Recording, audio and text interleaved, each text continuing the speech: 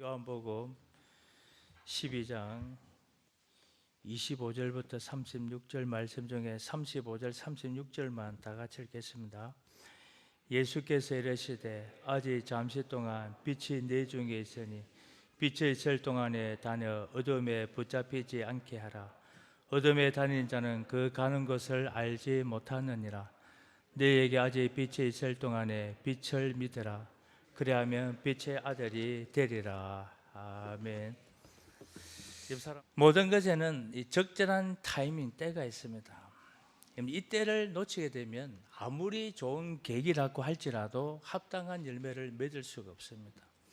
그럼 우리가 인생을 살아가면서 해야 될 그 바른 과제를 발견하는 것도 중요하지만 그것을 이룩할 적절한 타이밍을 찾는 것도 대단한 중요한 일이 아닐 수가 없습니다. 여러분, 사랑하는 때가 있습니다. 때를 놓치면 사랑할 수 없습니다. 용서하는 거 때가 있습니다. 그것을 놓치게 되면 일평생 가슴에 엉어리진 채 상처 가운데 살 수밖에 없습니다. 기도하는 거 때가 있습니다. 이 때가 놓치면 베드로처럼 3번씩이나 주님 부인하고 평생 후회하며 살게 되어지는 것입니다. 무엇보다도 하나님께서 여러분과 저를 사용하시기 위하여 부르실 때에 반드시 때가 있는데 그 때를 놓치게 되면 주님의 그 부르심에 순종할 수가 없는 것입니다. 본문을 보면 예수님께서 이제 십자가 사건을 앞두고 남기신 유명한 말씀이 27절에 있습니다. 지금 내 마음이 괴로우니 무슨 말을 하리요? 아버지여, 나를 구원하여 이 때를 면하게 하여 주옵소서. 그러나 내가 이를 위하여 이 때에 왔나이다. 지금 예수님께서 내 마음이 괴롭다라고 고백을 하고 아버지께 간구하기를 나를 구원하여 이 때를 면하게 해 주십시오. 여기 구원한다는 이 말의 뜻은 우리가 생각하는 그런 구원이 아닙니다. 벗어나게 해달라는 뜻입니다. 내가 져야 될 십자가가 너무 힘든 것이니까 할 수만 있다면 이것을 벗어나서 면하게 해 주십시오. 왜 주님께서 이와 같은 기도를 하나님께 드렸을까요? 그것은 이 십자가 금처럼 무섭고 두려운 사건이기 때문입니다. 건강복음서에도 보면 할 수만 있으면 이 잔을 내게서 지나가게 하옵소서. 동일한 본문 내용을 기록하고 있습니다. 오늘 많은 사람들이 그래도 예수님은 하나님의 아들이니까 십자가 고통도 없을 것이고 아픔도 느끼지 못할 것이다, 그렇게 생각할지 모르지만 그렇지 않습니다. 예수님은 하나님이시면서 동시에 인간이십니다. 우리가 가진 인생을 그대로 가지고 계신 분이기 때문에 우리가 두려워하는 거 주님도 두려워할 수 있습니다. 우리가 아파하는 거 주님도 아파할 수가 있는 것입니다. 이런 측면에서 오늘 예수님이 이 십자가에서 다 같이 이 고통은 가상적인 고통이 아니라 실제적인 고통이었습니다. 진짜 아픔과 그 아픔과 고통의 시간을 보내신 것입니다.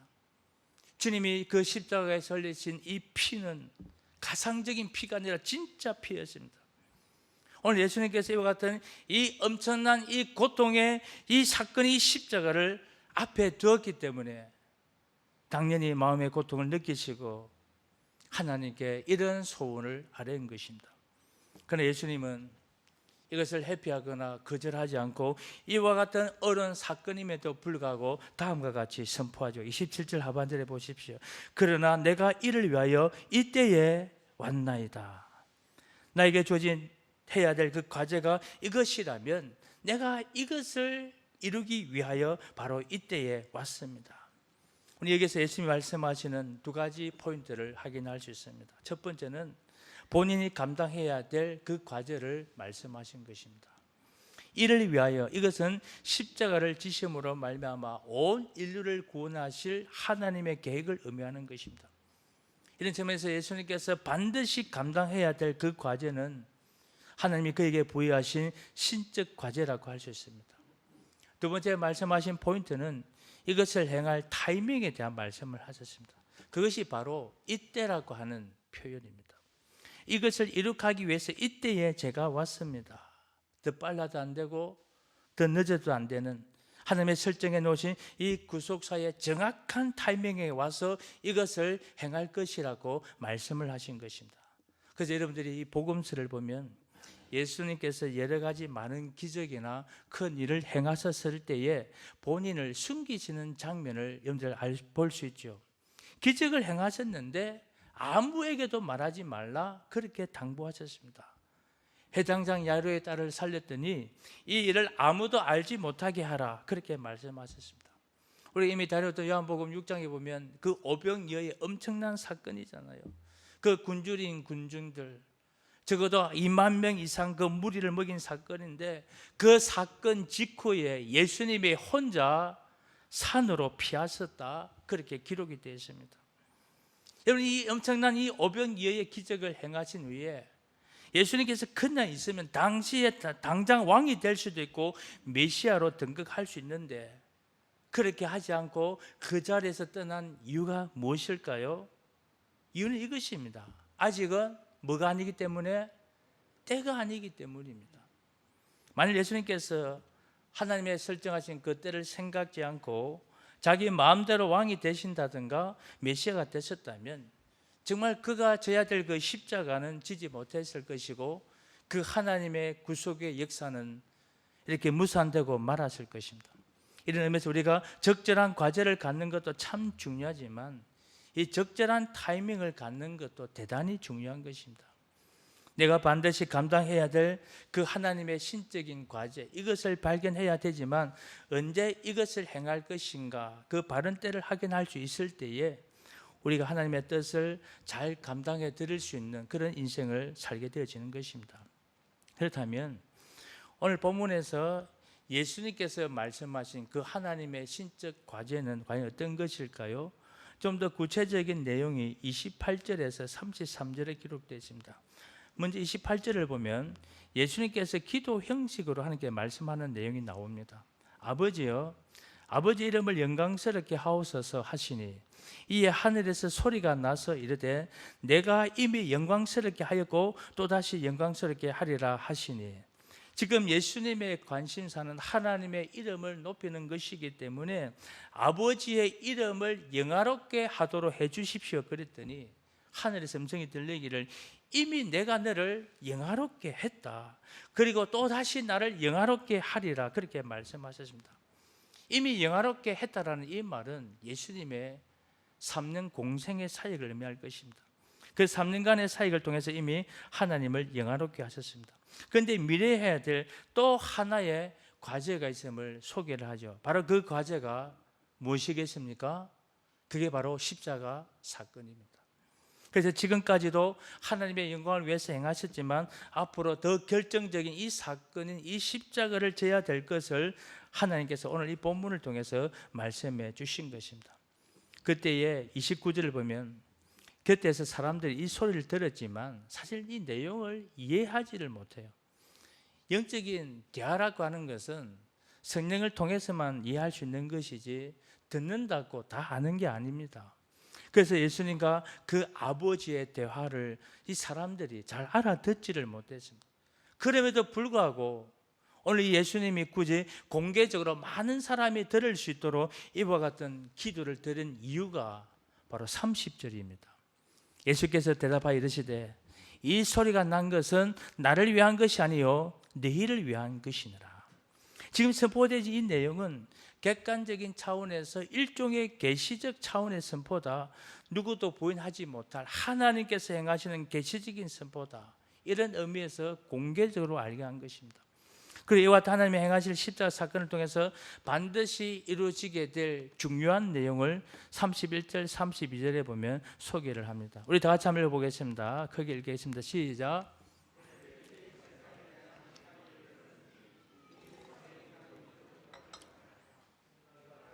들리며 모든 사람을 내게로 이끌겠노라 하시니. 할렐루야. 크게 아멘 하겠습니다. 할렐루야.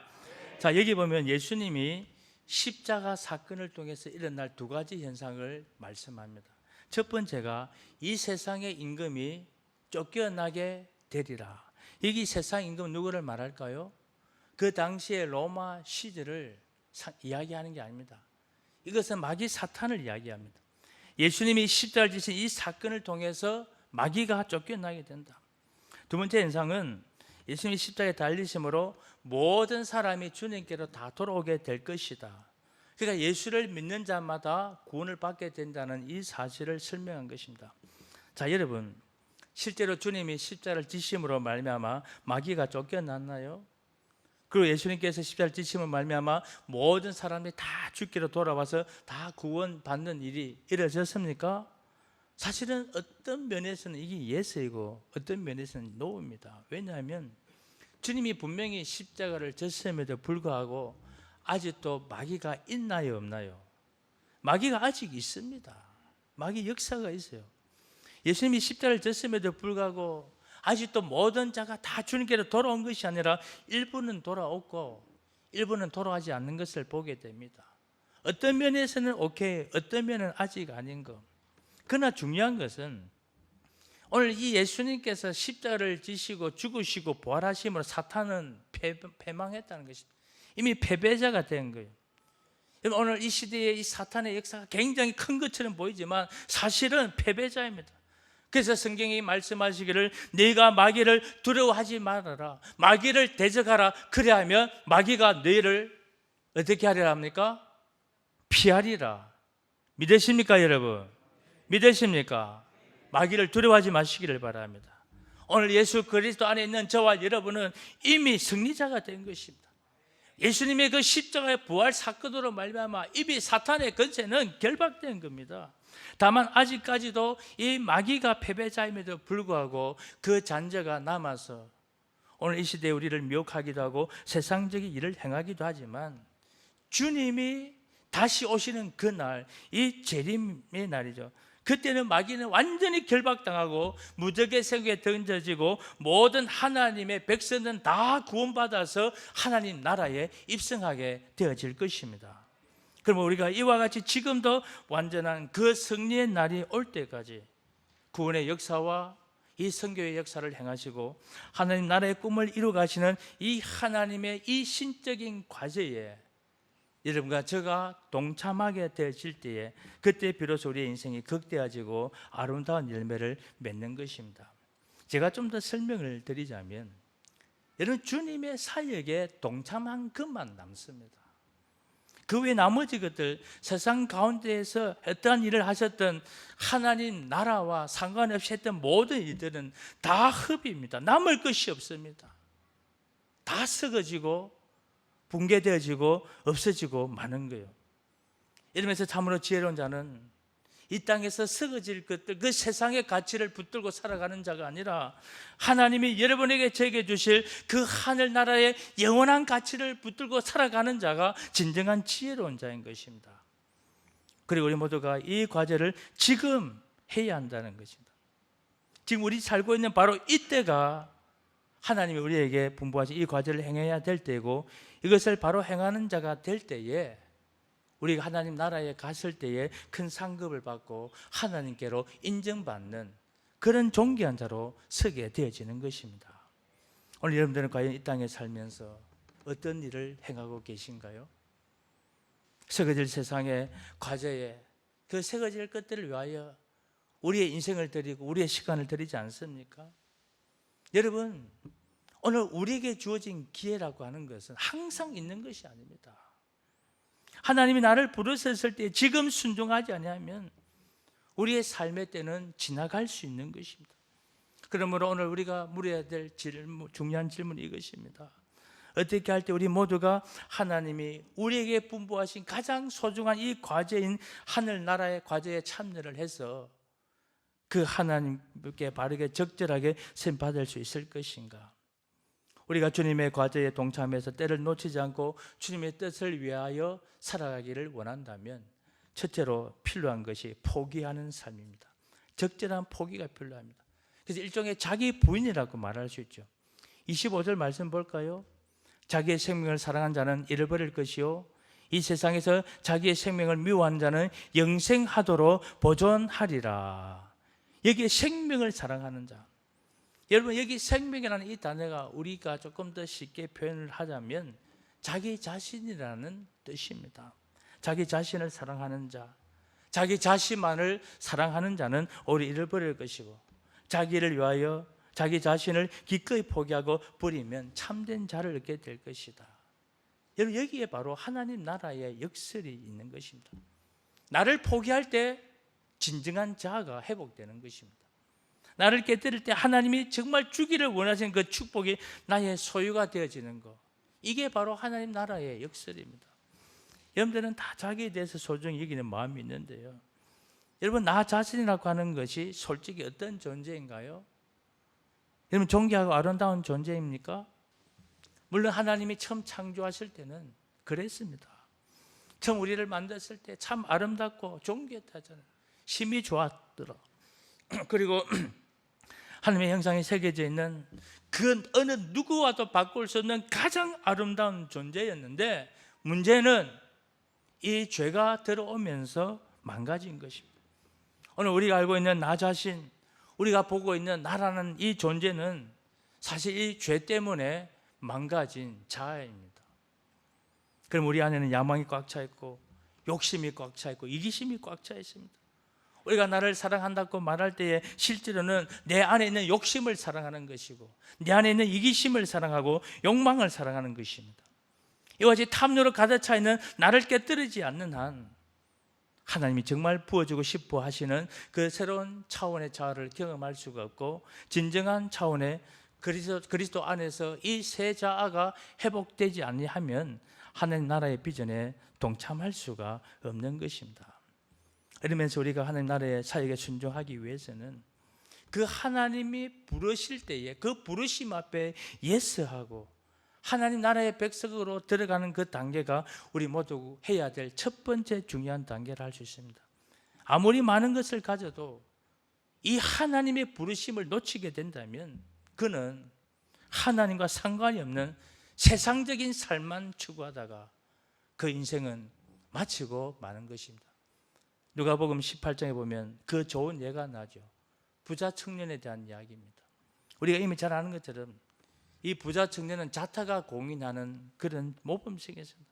뭐 하나 모자람이 없는, 한국식으로 표현하면 엄친아라고 봅니다. 엄친아가 뭐지요? 예? 엄마 친구의 아들. 항상 엄마가 아들에게 엄마 친구를 한번 봐라고.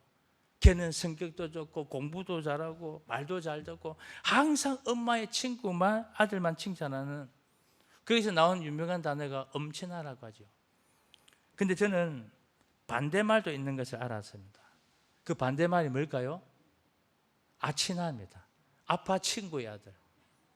뭘까요? 항상 사고나 치고, 공부는 하지 않고, 공부한다고 들여다보면 게임이나 하고 있고 TV나 보고, 하여튼 자기 아빠를 똑 닮은 아빠 친구의 아들.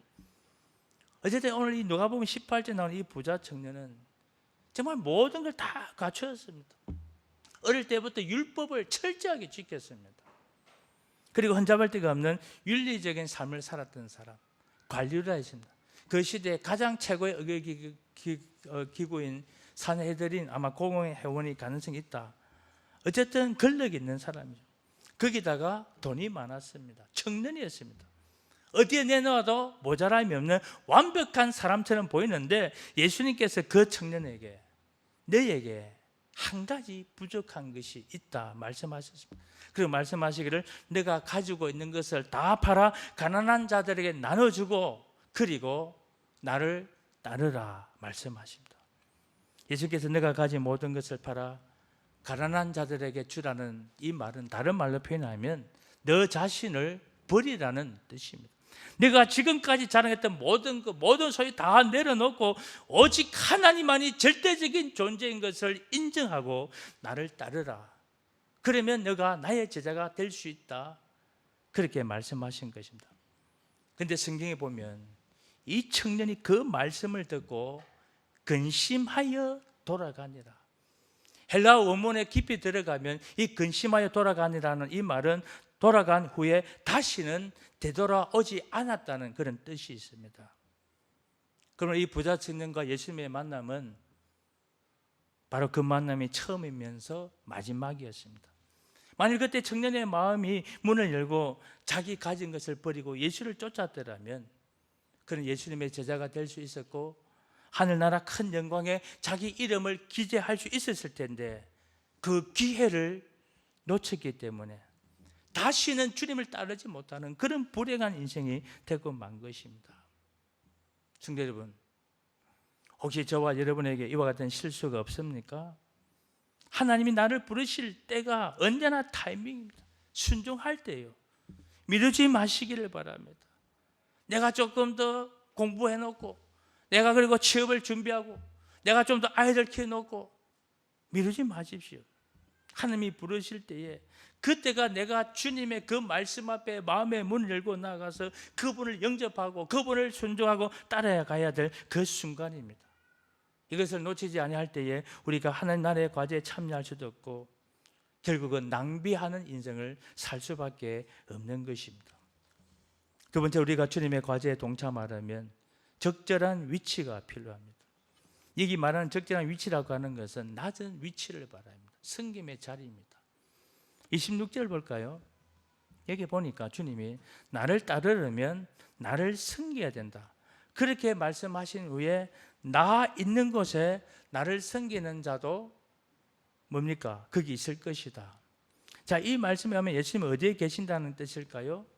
섬김의 장소에 주님은 늘 계십니다. 예수님은 높은 곳에 계시지 않고 낮은 곳에 계십니다. 그러면 여러분이 주님을 만나기 원하신다면 주님이 섬겼던 그 자리로, 낮은 자리로 나아가야 됩니다. 공간 복음서에 보면 예수님이 주로 시간들을 보냈던 그 대상들은 다 버림받은 자들이었습니다. 멸시받은 사람들, 천대받은 사람들, 세상에서 들었다고 쫓겨난 자들이었습니다. 이들과 함께 시간을 많이 보내셨고 이들 가운데 계셨습니다. 만일 여러분들이 주님을 만나기를 원한다면 바로 이와 같이 낮은 곳을 찾아갈 때에 거기에 주님이 계시는 곳입니다. 오늘 현대 그리스도인들의 문제가 무엇인지 아십니까? 주님은 낮은 곳, 주님은 섬김의 장소를 향해 나아가고 계시는데 우리는 높은 곳, 그 영광된 것을 찾아가기 때문에 우리가 주님과 동행한다는 말은 하지만 실제로는 엇박자로 살고 있는 이것이 바로 오늘 저와 여러분들의 문제인 것입니다. 예수님 당시에도 이 12 제자에게 동일한 문제가 있었죠. 예수님께서 최후의 만찬을 지금 앞두고 제자들이 서로 누가 크나 다투었습니다.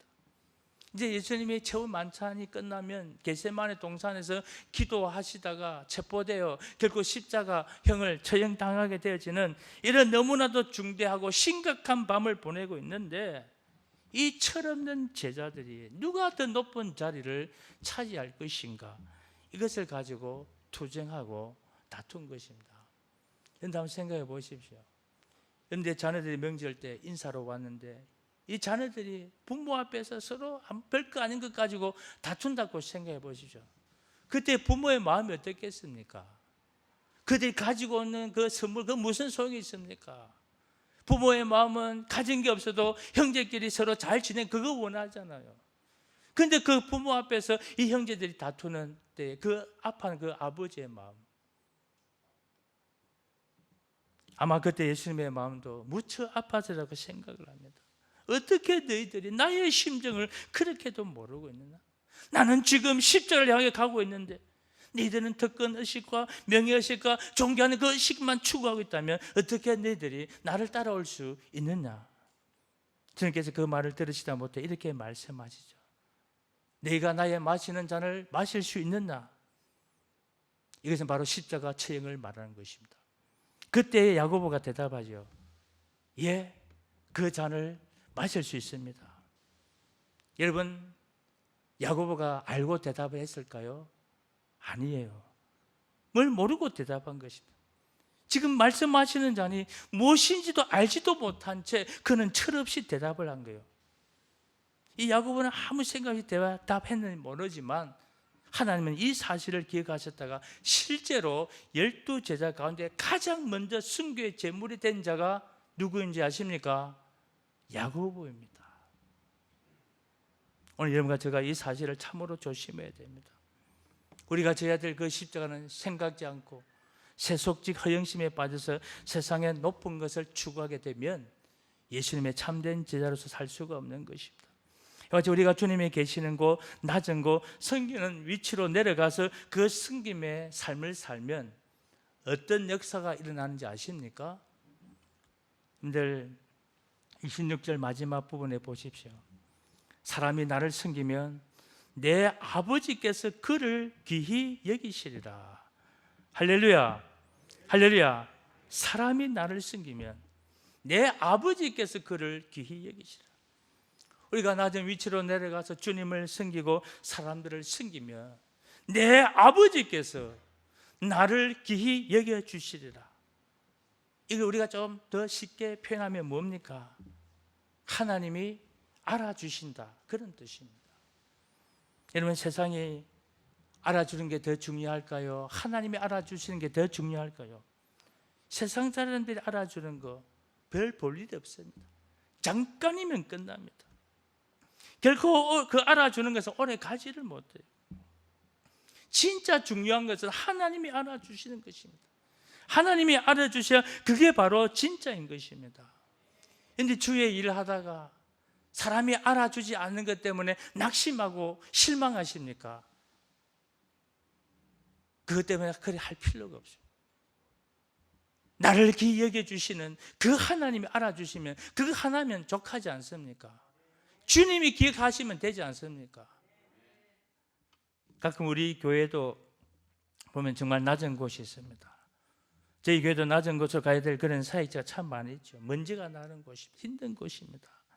사람들이 전혀 안아주지 않는 곳, 정말 빛도 없고 아무리 이름도 생색도 내지 못하는 곳. 예를 들면 지금은 우리가 코로나로 인해 식사를 못하고 있지만 그래도 매주 토요일마다 우리 근사님들과 여전도회들이 우리 주일날 한 끼 점심 식사를 위하여 그 준비하는 그게 바로 낮은 곳이죠. 오늘 강단 위에 꽂고자고 주차장에서 주차 관리하시고 차량을 위해 봉사하시고 주일학교를 챙기는 교사들, 센터지기들, 찬양대, 찬양단, 또 이렇게 방송실에서 또 우리 예배를, 또 우리 온라인 예배를 잘 드리게 하기 위하여 일찍 와서 봉사하는 이들, 혹은 선교지나 외딴 사람들이 살고 있는 곳에 가서 헌신하고 섬기는 적입니다. 주님께서 계신다고 알려져 있는 곳은 낮은 곳입니다. 비록 힘들지만 주님이 계셨던 그 위치까지 내려가셔서 그 섬김과 그 헌신의 장소를 선택할 때에 여러분의 맺게 된 열매가 가치가 있고 보람이 있는 것입니다. 미아리 텍사스 지역에서 20년 넘게 약사로 일을 했던 이미선이라는 분이 계십니다. 이분은 아주 신실한 크리스찬이며 지역에서 살면 그 교회를 다니신 분이에요. 나중에 예배 마치면 이미선 약사도 되면 한번 검색해 보세요. 그분에 대한 이야기가 많이 나옵니다. 20여 년 동안 그 지역에서 약사를 하면서 그 집창촌에 있는 여성들을 돌보는 사역을 하죠. 여러분들 아시는 대로 이 미아리 텍사스에 있는 여자들이 보통 여자들이 아니지 않습니까? 처음에는 사랑을 주려고 해도 받지 않고 거절하는데 정말 진실하게 그들을 따뜻하게 맞아주고 그들의 아픔의 이야기들을 다 들어줬더니 언제부터인가 그 여성들의 마음의 문을 열기 시작하면서 그들의 사연들을 이 약사에게 다 털어놓는 것입니다.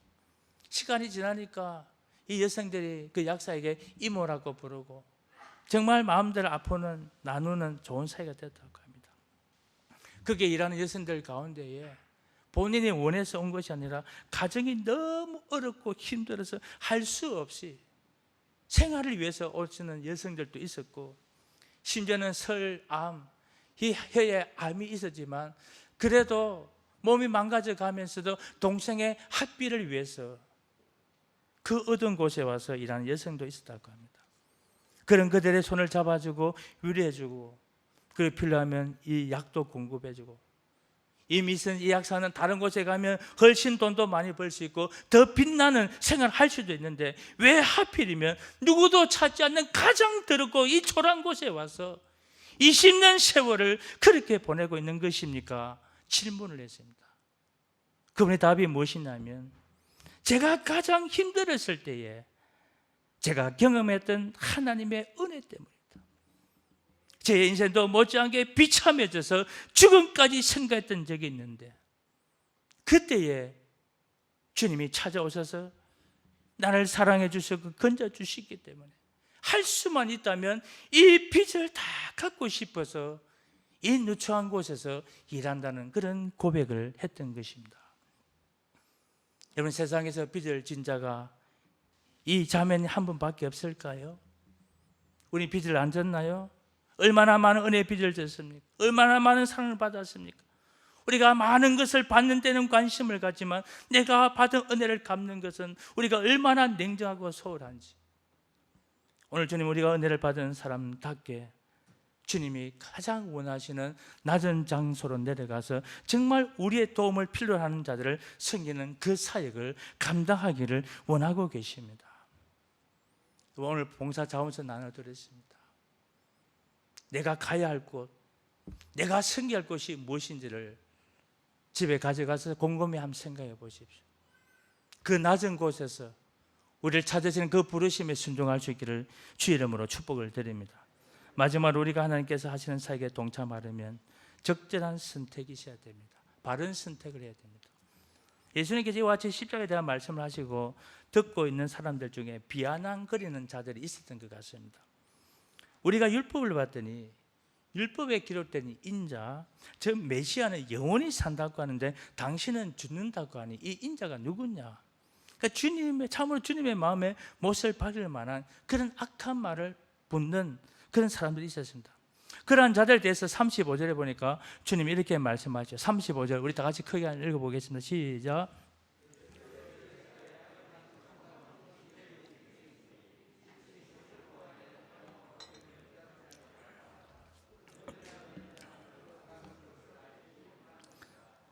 할렐루야, 할렐루야.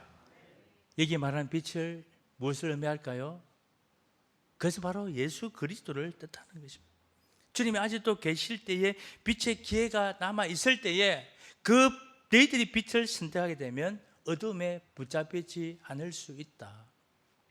여러분, 우리 마음속에 어둠이 있습니다.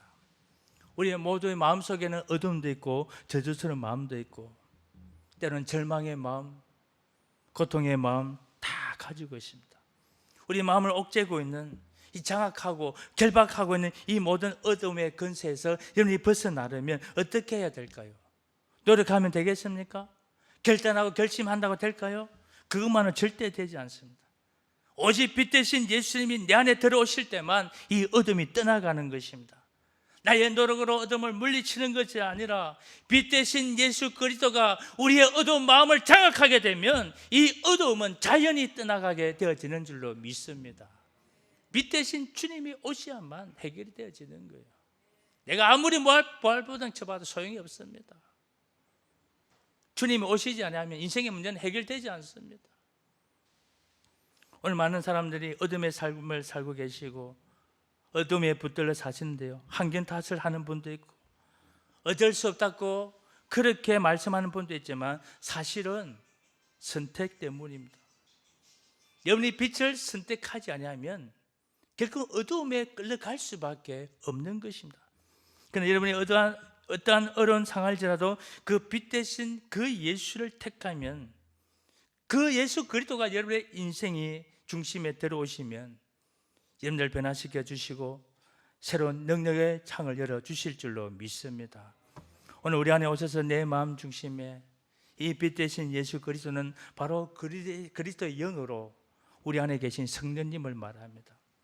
오늘 내 마음의 중심 왕자에 이 성령께서 장악을 하십니다.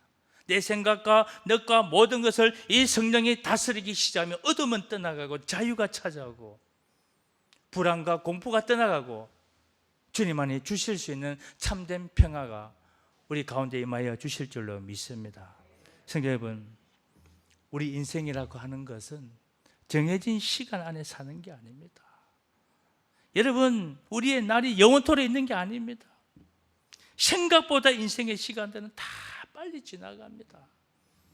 어제 우리 동생도 결혼식장에 왔던데 자기 친구가 성막교회 집사님인데 간암으로 돌아갔었대요. 아직 젊습니다. 아직 그래서 3년 전에 그 받았을 때 괜찮을 줄 알았는데 갑작스럽게 된 거예요. 그 이야기를 들으면 참 인생이란 것은 알 수가 없다. 내일을 알 수가 없는 거예요. 내일 우리가 어떤 일을 만날지 알 수가 없는 것입니다. 그런 면에서 우리는 시간 너무 빨리 가죠. 낭비할 시간이 없는 것입니다. 여러분들이 먼짓하고 엉뚱한 것에 관심을 갖고 세상적인 일에 관심을 갖는 동안에 여러분의 삶은 차츰차츰 저물어 가서 다시는 돌아오지 못하는 그 후회의 장으로 들어갈 수도 있는 것입니다. 그날이 오기 전에 우리가 진짜 해야 될 그 바른 일들을 발견하고 하나님 나라의 영광을 뜻을 향해 달려갈 그 각오를 해야 되는 것입니다. 1973년도에 나온 명자 빠삐용이라는 영화가 있습니다. 저도 여러 번 봤습니다. 스티븐 맥킨과 더스틴 호프만이 주연한 명작 중에 하나죠. 거기에 나온 이 빠삐용이 억울한 누명을 쓰고 감옥에 갇힙니다. 2번을 탈출을 시도하다가 결국은 잡히게 되고 그 일로 인해서 이 악마의 성이라고 하는 그런 기아나 형문소에 잡히지요. 갇히죠. 누구도 탈출하지 못한 그런 불가능의 감옥입니다. 거기 빠삐용이 종신형을 받고 이제 수감당하죠. 이 빠삐용이 그 외에도 9번이나 탈출을 시도해서 결국은 이제 도망을 쳐 나옵니다만은 그 영화에 보면 누구나 오랫동안 기억나는 장면이 하나 있습니다. 그게 뭐냐면 어느 날 빠삐용이 잠이 들었는데 자기 꿈속에 붉은 망토를 입은 재판관이 나타납니다. 그때 빠삐용이 항변을 합니다. 나는 사람을 죽인 적도 없고 법을 어긴 적도 없고 바르게 반듯하게 살아왔는데 이와 같이 억울한 옥살이를 내가 왜 해야 되는 것입니까? 그때 재판관이 딱 한마디로 잘라서 이렇게 대답을 합니다. 그래, 너는 법도 어기지 않고 사람도 죽이지 않았지만 인간이 저지를 수 있는 가장 큰 죄를 지었다. 그것은 바로 인생을 낭비한 죄다. 그렇게 선포하고 있는 장입니다. 인생을 낭비하는 것이 죄라고 하는 사실. 물론 이것은 빠삐용의 저자인 앙리 사리에르에 대해서 자기 생애의 어떤 고발을 표현한 것이기도 하지만 시간을 낭비하는 것, 삶을 낭비한 것도 죄라는 인식이 굉장히 중요하죠. 흔히 내가 무엇을 범하는 것만 잘못이라고 생각하지만 마땅히 해야 될 것을 하지 않는 것도 심각한 죄입니다. 사랑해야 할 때 사랑하지 않는 거 죄입니다. 기도해야 할 때 기도하지 않는 거 사무엘서 보니까 죄라고 하잖아요. 하나님의 말씀에 순종하고 주의 뜻을 향해 살아갈 자가 세상의 영광을 주에 세상을 향해 달려나가는 것도 엄청나게 무서운 낭비의 죄가 되어지는 것입니다. 우리 인생이라는 것은 한 번밖에 살지 못하는 인생입니다. 한 번밖에 살지 못하는 인생인데 우리가 어떻게 낭비하며 소비하며 그렇게 살아갈 수가 있겠습니까? 여러분, 더 늦기 전에 이 주님의 부르심 앞에 순종하며 나올 수 있기를 주 이름으로 축복을 드립니다. 아까 말씀드렸지만 봉사자원서를 내드렸습니다. 모든 자들이 한 곳 두 곳에 봉사자원하여 하는 나라의 비전을 참여해 주십시오. 하는 나라를 이 땅에 만들어가는 이 위대한 과제에 여러분 참여하셔서 정말 주님 앞에 섰을 때에 내 삶의 이력서를 주님 앞에 당당하게 내어놓을 수 있기를 주 이름으로 축복을 드립니다. 마지막 그날에 주님 앞에 내 삶의 이력을 내놓을 때 뭘 내놓겠습니까? 지금도 늦지 않습니다. 여러분들 나이 많으시면 괜찮아요. 할 수 있는 거 한번 해보십시오. 여러분들 건강할 때에 섬기십시오. 우리에게 젊은 학생들, 청년들 있지만 가장 왕성하고 젊을 때에 하나님 나라를 위하여 헌신해 보십시오. 그래야 하나님 기쁨 받지 않겠습니까? 오늘 저번에 이 말씀을 꼭 기억하고 한번 따라하겠습니다. 때를 놓치며 삶을 놓친다. 할렐루야. 때를 놓치면 우리 삶을 놓칩니다. 하루하루 정말 주님 나라를 위해서 최선을 다해 달려가는 저와 여러분들이 될 수 있기를 주 이름으로 축복을 드립니다. 혹시 인생을 낭비하고 있지는 않습니까? 우리 나름대로 열심히 산다고 말하지만 주님께서 우리에게 부여하신 참된 과제를 놓치고 진정한 주의 뜻을 행하지 못하고 인생을 낭비하고 있지 않는지 점검해 보십시오. 또한 우리가 그 사실을 깨달았다면 지금 헌신하고 지금 순종해야 되는데 아직도 헌신하지 못하고 미루는 가운데 있다면 이제 우리의 마음으로 결심하기를 원합니다. 주님, 말씀에 순종하겠습니다. 주님, 나라와 영광을 위하여 달려가겠습니다. 나라와 민족을 위하여 헌신하며 달려가겠습니다. 기도하시고 그리고 혹시나 마음 중심에 아직도 어둠의 근세가 있어서 고통과 절망 가운데 사는 자가 있다면 빛 대신 예수님을 초청하십시오. 그 빛 대신 주님 안에 머물 때만 참 자유를 누릴 수 있습니다. 시간 그 기도를 가지고 우리 다 같이 한번 간절한 마음으로 우리 가정에서도 이곳에서도 우리 다 같이 한번 주의 일청하면서 헌신하며 기도하시겠습니다. 주여, 우리 아버지 하나님, 주의 은혜를 감사를 드립니다. 주 부르심 앞에 순종하며 나아가기를 한 번밖에 살지 못하는 인생에 우리는 그동안도 너무나도 허송 세월을 보내서 인생을 낭비하며 살아서 영원한 하나님 나라의 가치를 붙들고 살아야 하는 서거질 세상의 것들을 붙들고 살아왔던 우리들을 용서하여 주시기를 바랍니다. 하나님이 오늘도 인생에 낭비한 것이 하나님 앞에 죄라는 사실을 깨닫게 하여 주시옵소서. 오늘부터 우리가 하나님 나라와 교회를 위하여 헌신하며 순종하는 제들 되어지게 하여 주시고 우리의 헌신을 미루지 않게 하여 주시기를 원합니다. 하나님의 시간도 주님의 말씀 앞에 순종하며 주님의 나라와 영광을 위해 달려가겠다고 결단하게 하여 주시고 마지막 주님 앞에 선 그날 착하고 충성된 정의롭고 칭찬받는 일꾼 되어지기를 원합니다. 오늘도 우리 성도들 가운데 마음의 어둠이 있으니 고통과 절망 가운데 있는 자들이 있으니 빛 대신 주님께서 그 영혼의 어둠을 몰아주시고 모든 어둠의 근세로부터 해방되어 줄 수 있도록 주님 도와주시기를 간절히 바라고 여호와는 내게 복을 주시고 너를 지키기를 원하며 여호와는 그의 얼굴을 내게 비추사 은혜 베푸시기를 원하며 여호와는 그 얼굴을 내게로 향하여 드사 평강 주시기를 원하노라. 아멘.